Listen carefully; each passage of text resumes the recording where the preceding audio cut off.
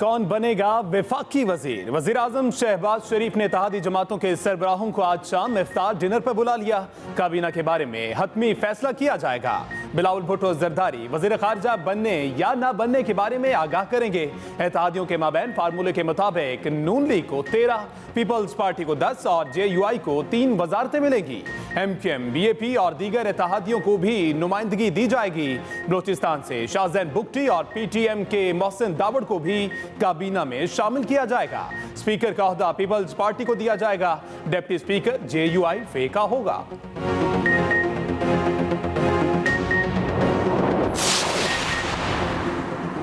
आज़ाद कश्मीर का अगला वज़ीर आज़म कौन? कानून साज असम्बली का इजलास जारी। वज़ीर आज़म अब्दुल क़य्यूम नियाज़ी के मुस्ताफ़ी होने के बाद नए वज़ीर आज़म का इंतखाब भी आज होने का इम्कान। वज़ीर आज़म के इंतखाब के लिए 27 अरकान की सादा अक्सरियत दरकार। तहरीक इंसाफ 32 अरकान के साथ ऐवान में सर फहरिस्त। स्पीकर के मुताबिक रूल्स मुअत्तल करके आज ही वज़ीर आज़म का इंतखाब करवाया जा सकता है। ऑपोजिशन का स्पीकर का फैसला मानने से इनकार, कहा आज इजलास नहीं हो सकता, इजलास दोबारा नए सिरे से तलब करना होगा। आज वज़ीर आज़म का इंतखाब किया गया तो सख्त एहतजाज करेंगे। स्पीकर के फैसले के खिलाफ आज़ाद कश्मीर हाई कोर्ट में रिट दायर।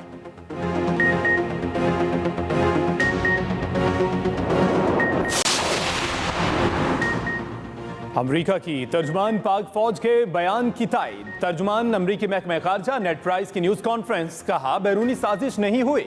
तर्जुमान पाक फौज के बयान से इत्तफाक करते हैं।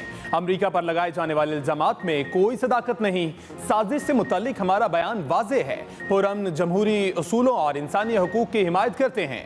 पाकिस्तान के नए वज़ीर आज़म शहबाज शरीफ को मुबारकबाद, कहा वज़ीर आज़म शहबाज शरीफ और उनकी हुकूमत के साथ काम करने के मुंतज़िर हैं।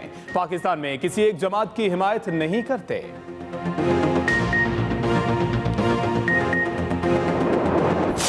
इलामिया के अंदर बड़े वाज़े अल्फाज में लिखा हुआ है कि क्या था और क्या नहीं था।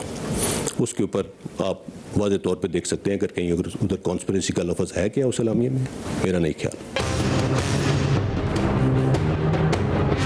अफवाज पाकिस्तान और उसकी लीडरशिप के ख़िलाफ़ एक मुनज़्ज़म मलिशियस प्रोपेगेंडा मुहिम चलाई जा रही है।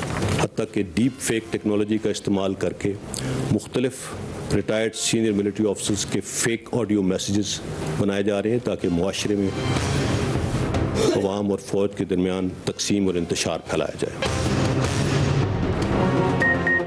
कौमी सलामती कमेटी के एलामिये में बैरूनी साजिश का कोई जिक्र नहीं। सियासी जमात अफवाज पाकिस्तान को सियासत में न घसीटे।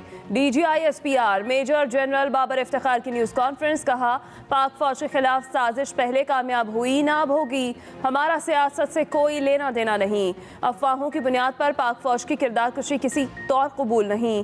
पाक फौज के खिलाफ मुनज़्ज़म मुहिम चलाई जा रही है। अवाम और फौज के दरमियान खलीज पैदा करने की कोशिश हो रही है। फौज के खिलाफ सोशल मीडिया पर चलने वाली मुहिम के खिलाफ मुतालिका इदारे काम कर रहे हैं।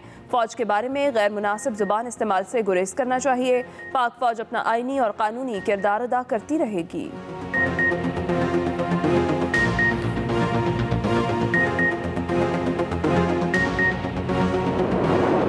प्राइम मिनिस्टर्स ऑफिस की तरफ से चीफ ऑफ आर्मी स्टाफ को अप्रोच किया गया था कि जब ये डेडलॉक बरकरार था कि इसमें कोई बीच बचाव की बात करें। एक बहुत ही वाहियात स्टोरी BBC ने इसके ऊपर शाया की। I am sorry for using this word. ये इतनी इससे ज़्यादा बड़ा झूठ किसी एक ऐसी इंटरनेशनल लीडिंग एजेंसी की तरफ से नहीं हो सकता। कोई ऐसी चीज़। फौज ने इमरान खान को 3 ऑप्शंस नहीं दिए। वज़ीर आज़म ऑफिस की जानिब से राबता करके कहा गया कि डेडलॉक हो गया है, बीच बचाव कराएं। तर्जमान पाक फौज के मुताबिक अफसोस के सियासी क़यादत आपस में बातचीत करने के लिए तैयार नहीं थी। 9 अप्रैल की रात के हवाले से BBC की खबर को वाहियात और झूठा करार दिया। DGI SPR की अमरीका की जानिब से पाकिस्तानी फौजी अड्डे मांगने की भी तरदीद। ये भी कहा आर्मी चीफ ने ना तौसीम मांगी ना ही कबूल करेंगे। आर्मी चीफ 29 नवंबर को रिटायर्ड हो जाएंगे। मुल्क में कभी मार्शल लॉ नहीं आएगा। एक सवाल के जवाब में कहा कि अदालत के बायस आर्मी चीफ ने वज़ीर आज़म की तकरीब हल्फ बर्दारी में शिरकत नहीं की। वज़ीर आला पंजाब का इलेक्शन लाहौर हाई कोर्ट में इंट्रा कोर्ट अपील पर समाअत। जस्टिस जवाद ने रिमार्क्स देते हुए कहा, आईन और कानून के मुताबिक फैसला करना है। देखेंगे इजलास बुलाते वक्त डिप्टी स्पीकर की नीयत क्या थी। दोस्त मजारी ने अदालत में कहा कि उन्होंने सुप्रीम कोर्ट में दी गई अंडरटेकिंग के तहत पंजाब असम्बली का इजलास बुलाया, लेकिन उन्हें अंदर जाने से रोककर असम्बली को नो गो एरिया बना दिया गया। मेरे इख्तियारात गैर आइनी तौर पर वापस लिए गए। पंजाब हुकूमत के वकील बैरिस्टर अली जफर के मुताबिक डिप्टी स्पीकर मुतनाज़ हो चुके, वो इजलास की सदारत नहीं कर सकते। दोस्त मजारी ने कहा, शफाफ इंतखाबात के लिए अदालत अपना नुमाइंदा मुकर्रर कर दे।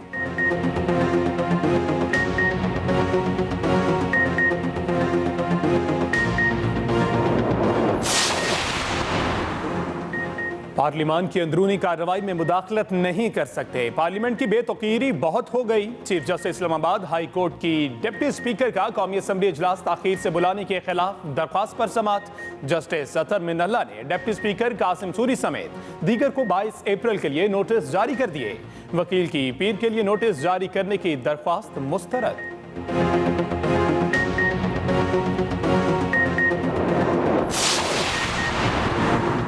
इंतकाम पर यकीन नहीं रखते, लेकिन कानून अपना रास्ता लेगा। वज़ीर आज़म शहबाज शरीफ की सीनियर सहाफ़ियों से गुफ्तगू बोले, इमरान नियाजी को जलसों का हक है, लेकिन इंतशार फैलाने से बाज रहे। IMF की शराइत सख्त है, मगर उनके पास जाना पड़ेगा। जो लंगर खाने चल रहे हैं उन्हें बंद नहीं करेंगे। एक आध दिन में वफाकी काबीना का पहला मरहला मुकम्मल हो जाएगा। खजाना, तवानाई और पेट्रोलियम पर ब्रीफिंग ली है। हालात बहुत गंभीर हैं। हमारे लिए सर मुंडवाते ही ओले पड़ने वाली सूरत हाल है। एक सवाल के जवाब में कहा, हम तो वज़ीर आला के लिए परवेज़ इलाही को ला रहे थे, मजबूरी में हमजा को वज़ीर आला का उम्मीदवार बनाया।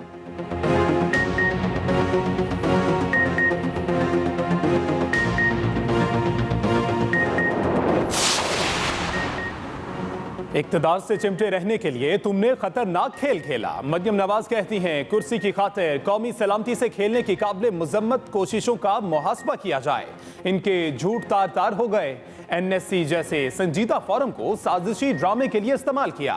एब्सोल्युटली नॉट का झूठा नारा उन अड्डों के लिए लगाया जो कभी मांगे ही नहीं गए थे। NRO के लिए एस्टेब्लिशमेंट के तरले किए। झूठ बोला कि उन्होंने ऑप्शन दिए थे। वक्त आ गया है तुम्हारे एक एक झूठ का मुहासबा किया जाए।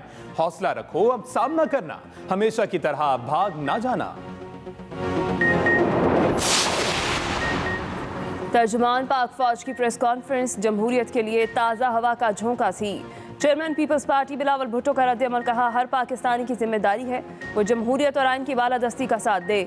पाकिस्तान के तमाम मसाइल का हल जमहूरियत, जमहूरियत और मजीद जमहूरियत है। ये भी कहा, मुस्तरद शुदा सेलेक्टेड अदालतों और दीगर पर हमले कर रहा है।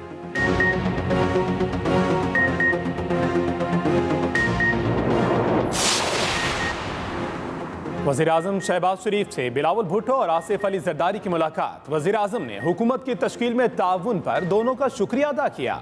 शहबाज शरीफ ने कहा, पाकिस्तान को दरपेश मसाइल के हल के लिए दुआ गो है।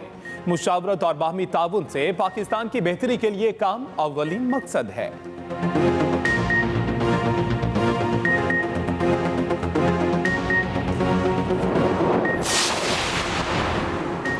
PTI के 123 अरकान कौमी असम्बली के इस्तीफ़े मंजूर। कायम मकाम स्पीकर कासिम सूरी ने इस्तीफ़े मंजूर किए। कौमी असम्बली सेक्रेटेरिएट ने नोटिफिकेशन भी जारी कर दिया। तहरीक इंसाफ के 31 अरकान का मुस्ताफ़ी होने से इनकार। पंजाब के 20 और KP से 4 अरकान ने इस्तीफ़े नहीं दिए। सिंध से 2, बलोचिस्तान से 1, जबकि 3 ख़वातीन और 1 अक़लियती रुकन का भी इस्तीफ़ा देने से इनकार। इस्तीफ़ा ना देने वाले अरकान के नाम भी सामने आ गए।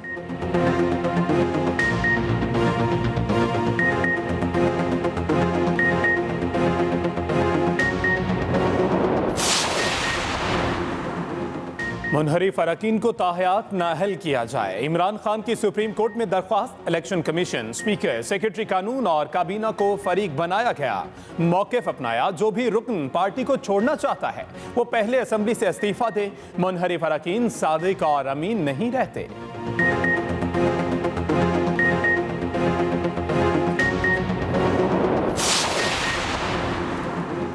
Election commission foreign funding case का 30 रोज में फैसला करे। इस्लामाबाद हाई कोर्ट का बड़ा हुक्म। फैसले में कहा गया, ममनुआ फंडिंग हुई हो तो सियासी जमात और उसके चेयरमैन की हैसियत भी मुतासर होगी। ममनुआ फंडिंग निकली तो PTI को नताइज भुगतना होंगे। ज़रूरी है कि फंडिंग केस में सच्चाई तक पहुंचा जाए।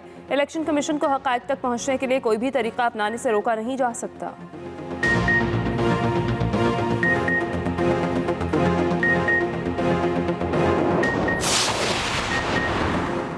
बलूचिस्तान के 32 अजला में बल्दियाती इंतखाबात आज से कागजात नामजदगी जमा कराने का सिलसिला शुरू। इलेक्शन कमीशन के मुताबिक 18 अप्रैल तक मुतल्लिका रिटर्निंग अफसरान के पास कागजात नामजदगी जमा कराए जा सकेंगे। 19 अप्रैल को नामजद उम्मीदवारों की फहरिस्तें जारी की जाएंगी। 29 मई को पोलिंग होगी।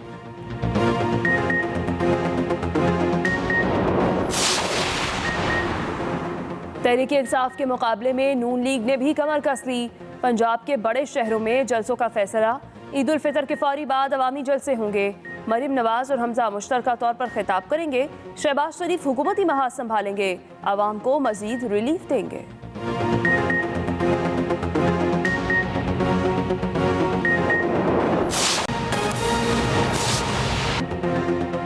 आगाज में बात करें कौन कौन बनेगा वफाकी वजीर। वजीर आजम शहबाज शरीफ ने इत्तेहादी जमातों के सरबराहों को आज शाम इफ्तार डिनर पर बुला लिया। काबीना के बारे में हतमी फैसला किया जाएगा। कौन कौन बनेगा वफाकी वजीर। वजीर आजम ने इत्तेहादी जमातों के सरबराहों का आज शाम इफ्तार डिनर बुला लिया।